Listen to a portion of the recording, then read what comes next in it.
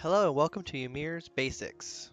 In these set of videos I hope to answer and show what this game is not only about, but how certain mechanics work in order for new and/or experienced players to learn. But first off, what is Ymir? Ymir is a 4X strategy game combined with a city builder where you take charge of a group of porcos, those denizens that live in this world, and lead them as best you can as their leader. And if you want to see a great presentation of what this game looks like and/or get a general gist of what it is, you can either watch the video on Steam or I'll put a link right here. Else, I shall show you what the menu is, how to navigate it, as well as any info for new players to get right in. Fair warning, however, at the time of this recording, the game is still in development, which means that things can and or will change in the future. So please use this as a guide and not as gospel. Now, as you can see here, we have the main menu. You have new game, obviously, load, join, editor, and settings, and quit. But what most people probably don't notice is down here at the very bottom, you actually have the Porcopedia, which I'll show at the end of the video, which is kind of a general guide for what the game has as in units, tiles, and stuff like that, run by the community. You also have a Discord channel in the bottom right-hand corner, as well as a Trilio, which is basically a way for people to say, hey, I really want this added to the game, or can this be fixed? You can go right down here to the bottom right and click on that. So, as I was saying, since this game is an alpha, even though it has editor, there is actually nothing that happens when you click it. So don't worry about that. First off, we'll go to settings. Settings here, you can actually change the display, your sound, and your game. You can even change languages, which are still being added, and you can even add or disable your tutorials. If you are new to this game, I highly recommend you do your tutorials. Now, first off, let's say you want to make a game. We have a new game. There's two types of settings. There are solo. Oh, actually, no, sorry. Three types of settings. Solo, real-time, and persistent. Solo is great for you new players to start on your own. Real-time is just like playing with a server with players or good for playing with friends in a local area game. Persistent is what everyone can play on the official servers and runs pretty slowly, about 20, it runs 24/7 and usually is meant for each tick cycle to be about 23 something hours, while real time and solo is every 30 minutes. Up here you have your basically your menu where you can name the game to whatever you want, like so. Set a password if you would like. How many players you want, up to 100. Options for closing the server when you disconnect. And settings if you want the server to be public and where everyone can see it, only your friends, and or private. On the right hand side, we actually have world generation. It's all procedural. Even though there is custom, there's no way to actually make a world. So it's kind of just a placeholder. But anyways, procedural. You have different map sizes from tiny to large. Depending on the number of players determines what type of size you want. If you have a game that's by yourself or probably less than 10 players or so, definitely go with tiny. And of course, if you have a really full game, go with large. And then you have map preset. Luckily, in this background right here, you can even see what it will kind of look like, even though it's not for sure. Like Terra looks like this. You have some continents, you have some islands here and there. You can go to Pangea, which has this huge desert in the middle, followed by a south and north area as well. And there's no ocean, so it's a lot more like inland seas, and everyone's connected to each other. Or if you want just pure islands, you can go with that. A desert world with basically two or more, depending on the settings, habitable areas, and then some habitable areas on the north and south poles. Ice world, and or tropical islands. Or if none of these really fit your needs, you can make a custom world.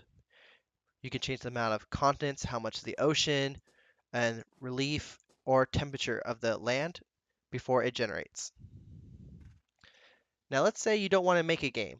You want to load a game. You can also do that here in the load screen. Here you have a list of every game you've either played or made, as here I have like 3. You can either change the settings before you play the game, which means even if you make a game and you may have messed up, don't worry about it. You can always press load game, change the password, change the settings, change how many players. So don't worry if you mess up in the create game. You don't have to delete it, and or you can even make a copy of it, send it to your friends, delete it, rename it. So it's really great. Now in the last part, we have join game. Here is where most players will probably end up going after they get a few games under your belt. It'll bring you to the persistence game. This is where most players will probably be playing. It's a 24/7 servers. At the moment, we only have the official server, but I feel like with more players, these servers will then increase in size. Over here, you have real-time servers. Currently, there are none, but there are a few that are hosted by players every so often, or week, or maybe for short-time games, and these are where you'll find them. Custom games, kind of the same thing, but mostly if you're going to find games, you're mostly going to be either in the persistent tab or real-time tab. Now, for let's say you connect to a server, but for some reason you get kicked out or you can't find it, don't worry about it. If it's still online, you can always go to direct connect IP. This will always save the IP address of the last server you were connected to. So if let's say you get kicked out of the server for a connection issue, always try to go to direct IP and connect before saying if the server is down, because even if it's not showing up, usually the direct IP will still let you get through and get into the game. And then you have your games tab, which of course, usually no one will be here unless you're hosting your own games. Now, let's say we want to join a game in the persistent world. How does that go? Well, all you have to do is click the game. If there's a password here, you would enter it. It'll show you the version as well as the IP address, and you just click join game.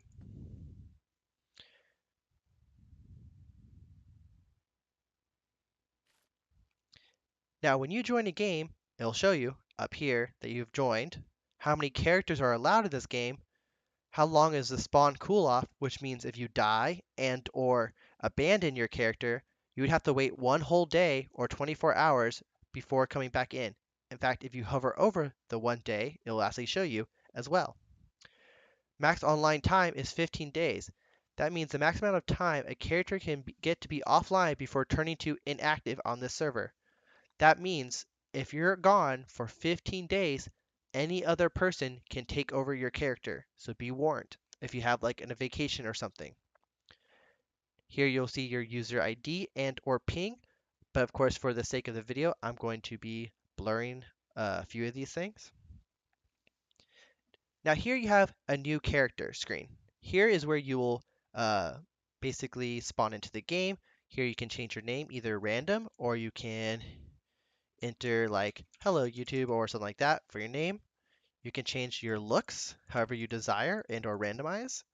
Here is what I would say is probably the second most important thing to make sure you get right the first time, because you can't change this afterwards. This is your nation's flag and or name. However, don't worry about it if you mess up or you don't like what your nation looks like. You can always change it in game. Now here you have the starting types and climates. Now there will be another video stating what each type of area is and that you can spawn into, but let's go over what these are in general perspective.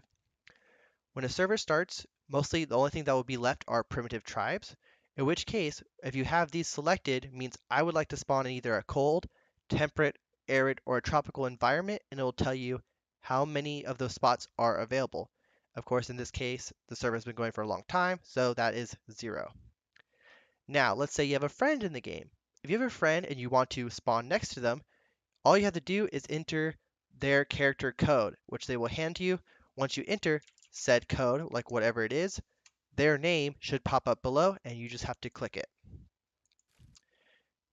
Now, besides primitive tribes, if there's a server that has been going on for a while and obviously there's no primitive tribes yet, the next 3 things are either succession, which means you take over a colony, or a leader that left. Colonies, where you just take over a colony, which usually means you're under the leadership of another player, and or new leader, which is usually a rebel. So let's check how many we have of those. We have a section. Oh wow, there's actually 56. And of course, they'll give you a warning uh, about it, as well as colonies, 8, and or new leaders, 36. For all you new players, if you can start as a primitive tribe, is probably the best choice if you want to be a solo. If you want to be under the protection of an experienced player, try going for succession and or colonies, and make sure to tell them that you're new, ask questions, and hopefully they'll help you out. Also, if you want to spawn maybe, let's say, somewhere that's not cold and not tropical, you can always just unclick what you want and narrow your options down as follows. And it'll tell you always how many are left. And let's say you don't like what you want this server, you can always press disconnect.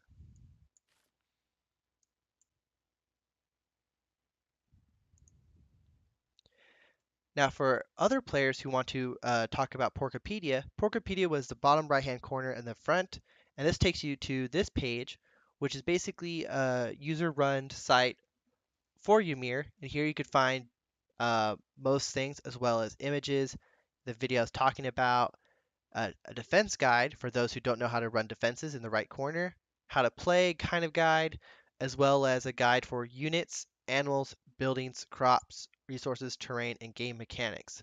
All could be found here. Granted, it is not complete. It is all made by people who are constantly playing. But for example, let's go to crops. And here, not only to show you what crops are, but what tiles they spawn into, as well as different types. So here we have food crops. Here we have apples, bananas, beans, carrots, etc., and what tiles they spawn in.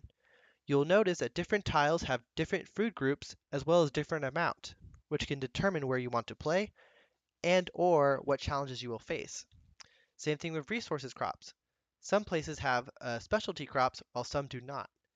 So that was also something you have to take into account. And for any who are interested, I also have a Twitch stream in which I stream a real-time server game, which is hosted from 3 p.m. Central Standard Time. And you can also find any info about Ymir and or my games with the info below. And for players who want to probably learn more about the game, feel free to browse through the videos in this series to learn what you need to learn.